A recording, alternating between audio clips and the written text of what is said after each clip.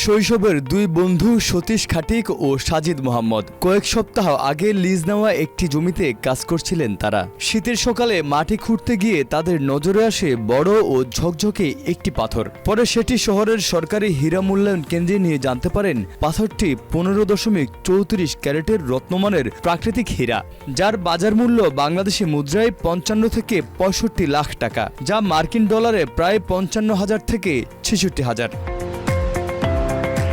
ঘটনাটি অবিশ্বাস্য মনে হলেও বাস্তবে এমন ঘটনা ঘটেছে ভারতের মধ্যাঞ্চলীয় রাজ্য মহাপ্রদেশে। এতে রাতারাতি ভাগ্য বদলে গেছে শৈশবের এই দুই বন্ধুর। তারা বর্তমানে অর্ধ কোটিরও বেশি টাকার হীরার মালিক।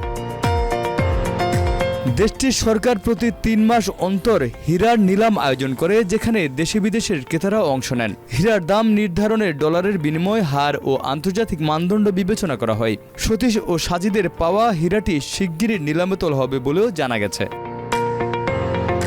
24 বছর বয়সী সতীশ একটি মাংসের দোকান চালান এবং 23 বছর বয়সী সাজিদ ফল বিক্রি করেন।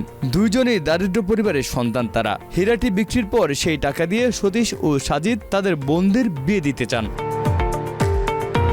প্রজন্মের পর প্রজন্ম ধরে সতীশ ও সাজিদের পরিবার হীরা খোঁজার সঙ্গে যুক্ত ছিলেন। সাজিদের বাবা নাফিস জানান, তার বাবা ও দাদাও বহু বছর ধরে এসব জমিতে খোঁড়াখুড়ি করছেন, কিন্তু পেয়েছেন শুধু মাটি আর কোয়ার্টজের টুকরো। অবশেষে সৃষ্টিকর্তা তাদের পরিশ্রম ও ধৈর্যের ফল দিয়েছেন।